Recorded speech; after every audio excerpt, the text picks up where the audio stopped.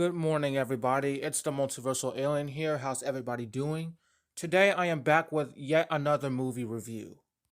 So, yesterday, I was watching this movie called Rebel Moon Part 1, A Child of Fire, and I finished it today. In my defense, I don't think I really like this movie because there are some things that remind me so much of Star Wars. I'm going to go over the references I found while watching the movie. So, in the intro of this movie, there's this cruiser called the King's Gaze, which reminds me very much of the Separatist cruiser in the Star Wars prequels and during the Clone Wars series. Then there's this dinner scene from which it reminds me of the Mos Eisley restaurant on planet Tatooine. When Noble's cruiser landed in this Tatooine lookalike planet, there are some people who look like the Imperial soldiers and the Dathomir sisters. And this Noble character reminded me very much of Grand Moff Tarkin from the Star Wars original trilogy in episode 4, A New Hope. And just like Star Wars, these characters had laser blasters. There's this army who serves the Mother World. They deployed a knockoff version of C-3PO called JC-1435. How original. And from which JC-1435's voice reminded me of Huyang from the Star Wars Ahsoka series.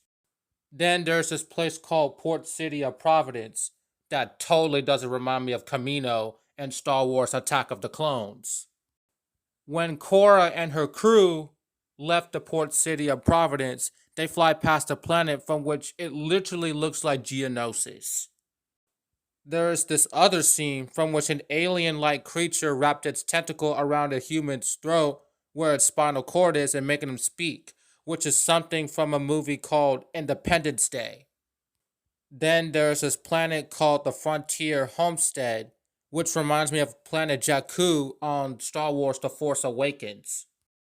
When Tarek was able to tame the Bennu, that's exactly like the scene when Obi-Wan Kenobi used Mind Trick to tame and ride on the Acklay on Utapau when confronting General Grievous.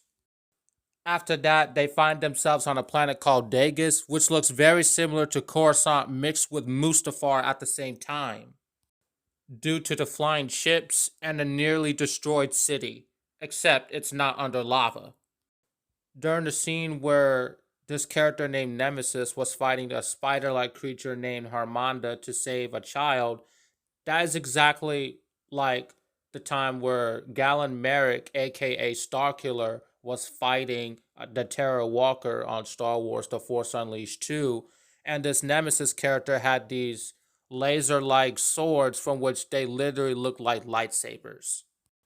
And then there's another Geonosis knockoff called the Gladiator Arena of Castor on the planet moon of Pollux. Planet Charon reminded me of planet Exegol on The Rise of Skywalker. Planet Gannival looked like Utapau at night at an unregistered trade depot. This is where the final battle took place. During the final battle against Noble and his army and the King's Gaze, this character named Blood Axe shouted, "Pilots, get to your ships," which is something that Padme said on The Phantom Menace before the showdown against Darth Maul. After the final battle, when Noble was brutalized, he was taken to a medical place where they connected to liquid tubes in a Bacta tank. Just like how Anakin Skywalker was in a Bacta tank after suffering from a brutality which was given by Obi-Wan Kenobi before turning into Darth Vader on Star Wars Revenge of the Sith. With all these references I've just said, who knows what George Lucas is going to say about this? Anyways, everyone, if you enjoyed this video, please leave a like and subscribe. Please leave a comment and let me know what you think. Anyways, this is the Multiversal Alien signing out.